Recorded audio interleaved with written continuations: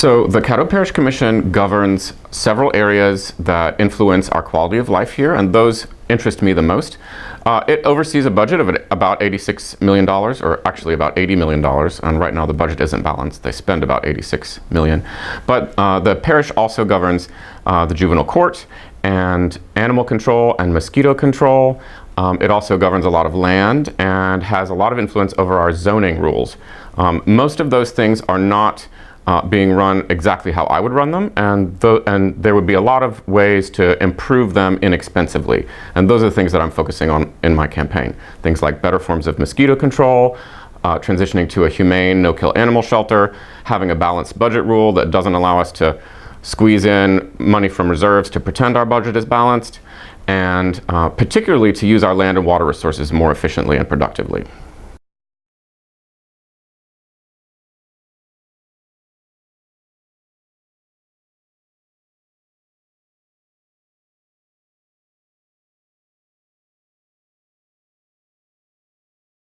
Well, so I've never overseen an organization anywhere near that size. However, I am a small business owner. I own a restaurant called The Levee. Most people know that restaurants operate on a razor-thin profit margin, if that at all. So I have a lot of experience paying taxes, obviously, because we have a lot of taxes to pay here. I have a lot of experience balancing budgets, dealing with employees, making sure that people are working when they're getting paid, and making sure that ends meet at the end of the month. We always make our payroll, we always pay our bills on time, and we always pay our taxes on time. Those are things that I'm really proud of, considering that we're also in sort of a troubled neighborhood, which makes it hard for us to attract quite as many customers as we would in a more affluent part of town.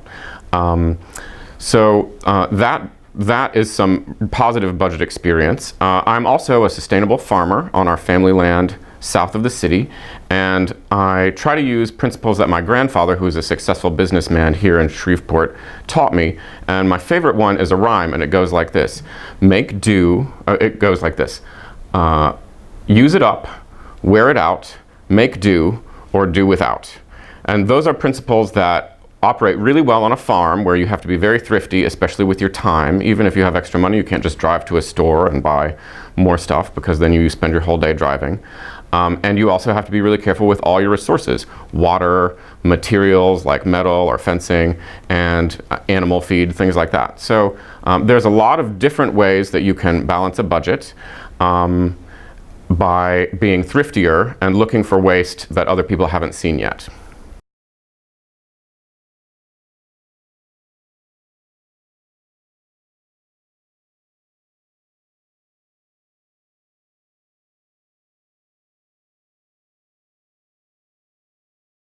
Well, that's a really good question. I think that there's already some work done for public safety by the Sheriff's Department, which I think is a good thing, because the sheriff has jurisdiction throughout the parish. Something that I think that most of my constituents have, or future constituents have mentioned, is the recycling program that the city isn't operating up to an acceptable standard. That's an old problem, and I believe that the parish already has a slightly superior recycling program going that can handle materials other than the cardboard, which is the only thing that the city currently manages.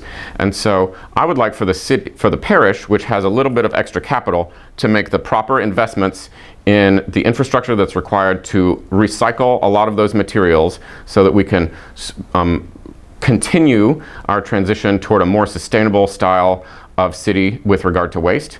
There's a lot of ways to make money off of those wastes and to save money from collecting them properly. And it's also one of the things that people from out of town who move here frequently mention as a real drawback of our city. They say, I cringe when I have to throw away such and such or such and such, because in California or New York, where I moved from, it's much better and they recycle everything and it just seems healthier and more positive.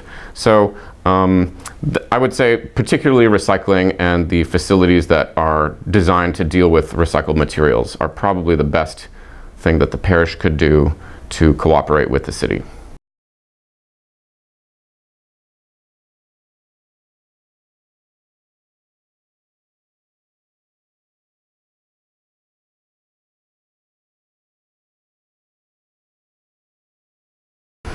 That's a great question.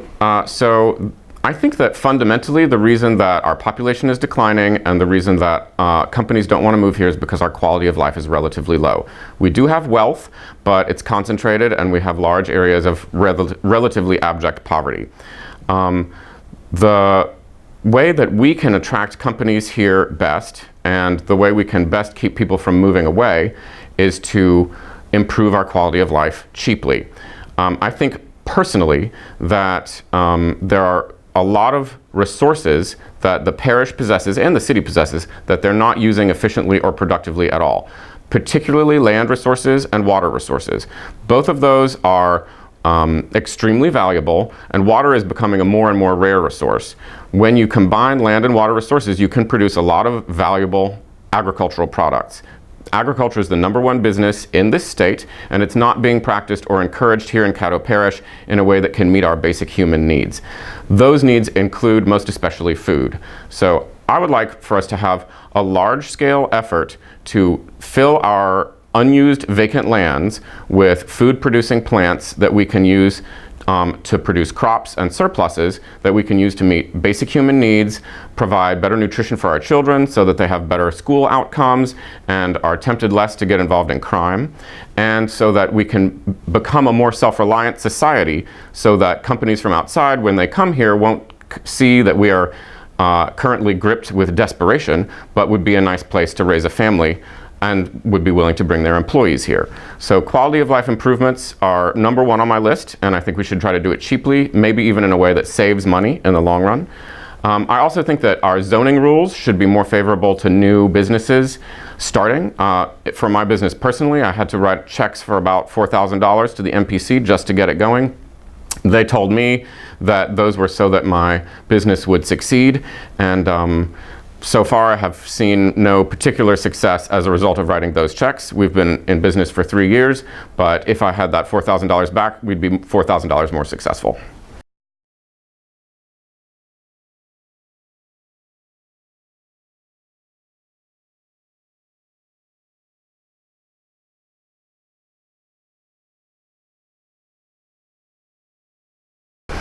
Well, so I think that the parish is a pretty good steward of our money, but a lot of that is because there has been a very large windfall from the Haynesville shale. Right now, the parish budget is not balanced, and I would like to work closely with both sides of the table, both parties in the room, to pass a genuine balanced budget rule that caps spending at about 98% of revenue. That means that we could put away about 2% every year into savings to save for rainy day expenses that we haven't predicted yet. Some of them are going to be very large.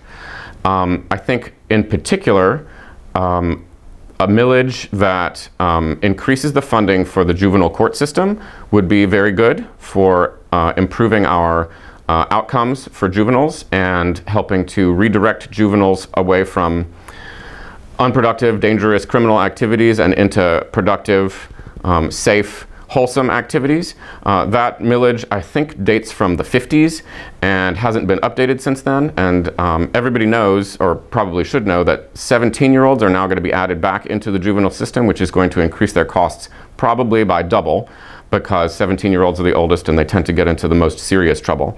And right now our juvenile court isn't prepared to deal with that, and it's something I care very deeply about. I've taken a very extensive tour of the Juvenile Detention Center, which needs to be expanded, and it's really quite a remarkable rehabilitation facility, not at all like a jail or a prison, but really more like an educational facility and a place where students, where the juveniles get a lot of care and attention from people who really are concerned about their well-being and their rehabilitation. So I think that particular millage would be a very positive thing for our society.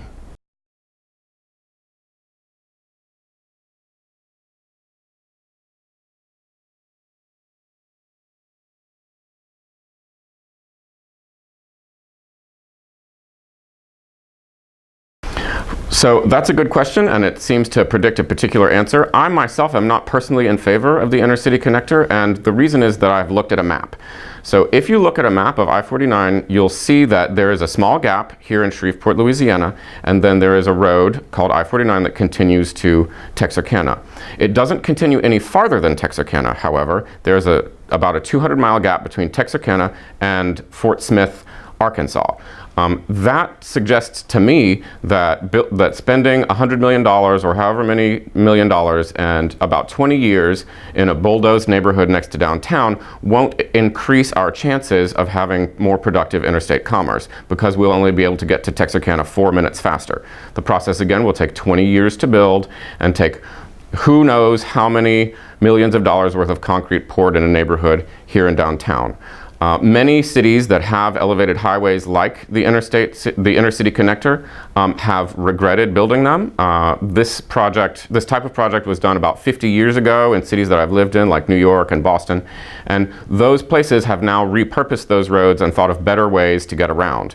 I personally think that it's better for businesses, for interstate commerce, for truckers to stop in Shreveport rather than to speed through Shreveport, so that they have the opportunity to spend money here. I personally have a business, and if I could choose a sign to put in front of my business, I would choose a stop sign, not a 70 miles per hour sign.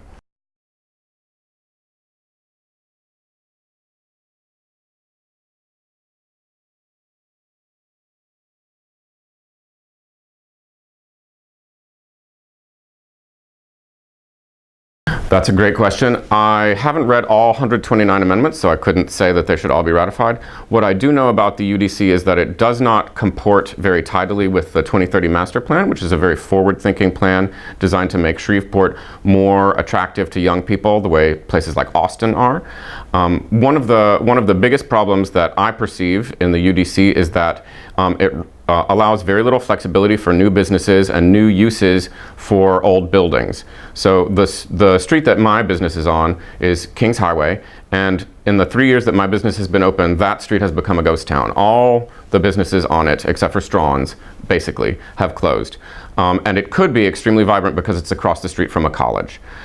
Each time a business wants to open in one of those places, they're shaken down to the tune of thousands of dollars by the MPC so that they can continue to have a very large staff and take long lunch breaks or whatever it is they're doing there. And I think that the policy that the MPC has now of listing every possible use of a piece of land and then saying how much it will cost a business owner to do that use is completely backward. It's literally counterproductive. Instead, what I would like to see happen is for the fee structure to be reworked for the MPC, to have all local people who want to start a business here using the buildings that we have, or building something new perhaps, have all their fees at the MPC waived, because they already pay taxes into the parish and into the city, which funds the MPC. So we already pay the MPC.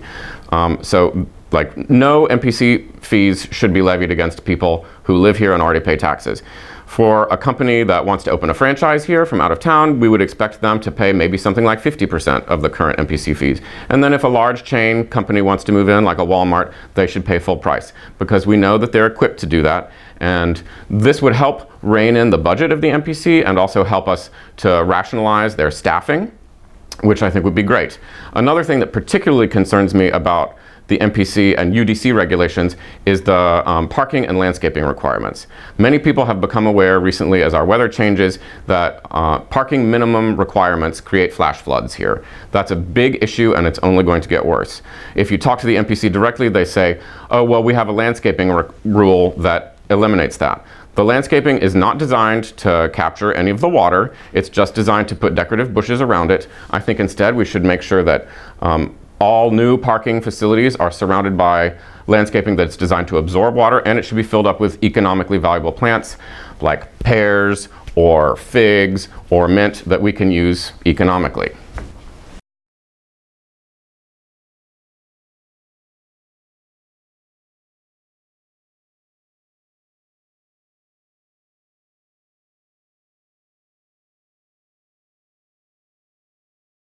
Great question. So I already know quite a few of the commissioners and have worked with some of them before on different projects, sometimes in politics.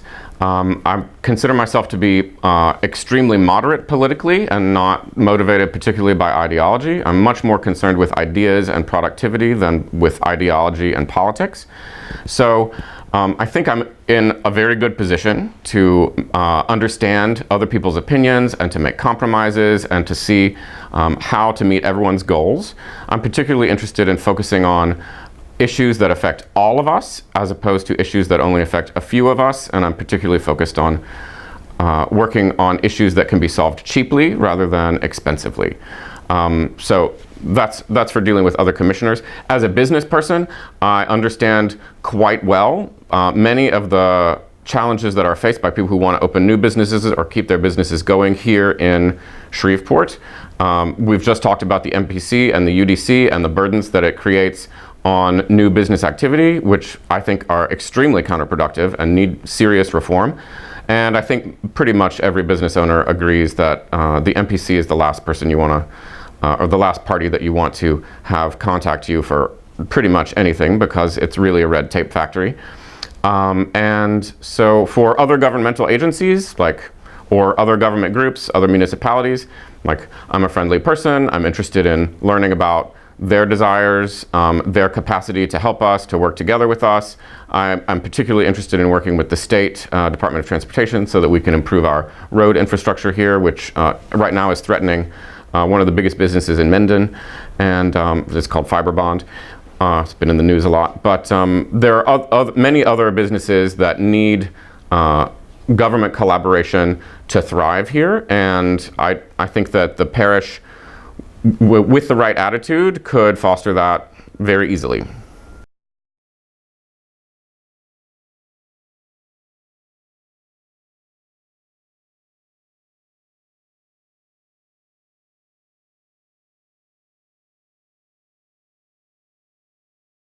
Okay, great question. So I'm going to have different answers to this than most people because I've been looking at the question very intently for a long time. So I would say that there are three main things that I'd like to focus on that the Commission doesn't currently focus on very much. One of them is a balanced budget. So some people on the Commission think that we should have a balanced budget. Some people think that we should start to spend the windfall that we got from the Haynesville Shale. I think that a balanced budget that puts away 2% every year and only spends 98% of revenue would be a great way for us to prepare for unforeseen expenses in the future. I believe that we will need to upgrade many water systems in the parish, for instance, and that is going to cost a pretty penny. It won't be in the next 5 years, but it will be in the next 20 years. So a balanced budget, number one. Number two, I think we need better and more diverse forms of mosquito control. Mosquitoes are becoming a more and more serious health issue here in our parish, and we only do one thing to try to control them, and we do it at the wrong time of the year. Instead of just spraying a dangerous chemical in the summertime, we need to have an all-of-the-above strategy to control mosquito populations early in the breeding season so that we have fewer to deal with throughout the year. Everybody knows that mosquitoes hunt people, and many of them are carrying very, very dangerous diseases now, which they didn't used to have, things like West Nile and Zika, and there could be worse ones coming. So mosquito control is a huge issue that is not getting enough attention. And the third one is the proper and productive management of land and water resources. We don't have enough food in this parish. We do not have a food supply here. Nearly 100% of our nutrition is imported. It affects the poor parts of our population most severely, leading to poor school outcomes, high dropout rates, many social problems that culminate in crime and long prison sentences. This is a problem that other places are dealing with, and we need to get on board and deal with it too. We are in a fantastic position to turn this around very cheaply and very quickly, and those are things that I'm particularly well suited to solve as a farmer, business owner, and food supply activist.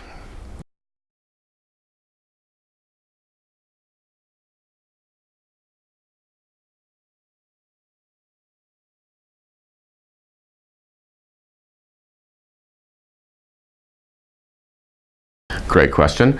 So I would say probably my upbringing in the church is the greatest thing that has prepared me. My parents are both very public-minded people. They raised me in a Methodist church, and I'm a confirmed Methodist. Methodists believe that faith without works is meaningless and ineffective.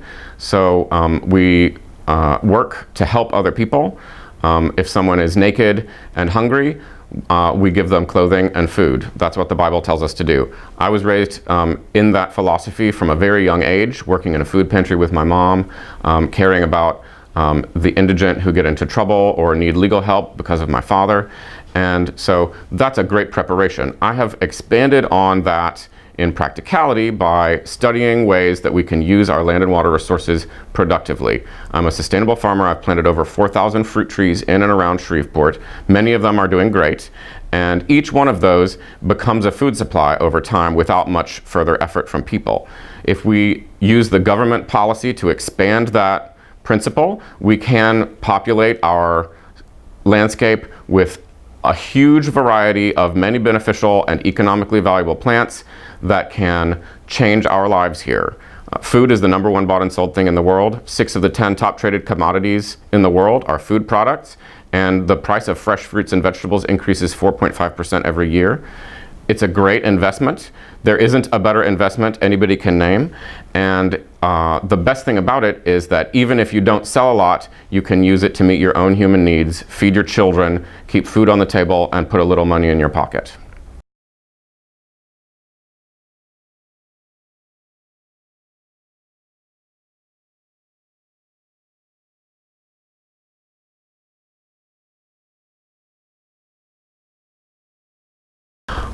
Yes. Okay. So there is one of the things that I want to focus on in my campaign is is our animal shelter.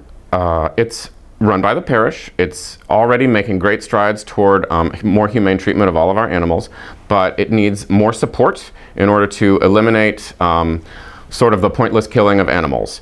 So right now it has a really good return rate for living animals. So 79% of the animals that come into the Caddo Parish shelter leave alive, which is fantastic. The way to bring that number up to almost 100% is to have responsible pet licensing programs. So if you spay and neuter your pet and it has its rabies shots and it has a microchip to identify its owner if it ever gets lost, your license should be renewable with the rabies shot and should cost you maybe as little as $1 a year. If you have a pet that's not spayed or neutered, your license should be much more expensive. It should be something like $100 a year, because that pet is going to breed and it's going to create a burden for our parish to take care of and replace those animals, probably spay and neuter them later. And so that's a great way to cut down on our population of pets humanely and achieve a sensible balance with what our society can withhold for pet population. Another great way to do that is to have more than one Robinson's Rescue going around. Each neighborhood where there is an accelerated or an increased pet population has a vacant building that could be turned into a spay and neuter clinic to bring our population back into balance. And that would be great for our city and our quality of life here.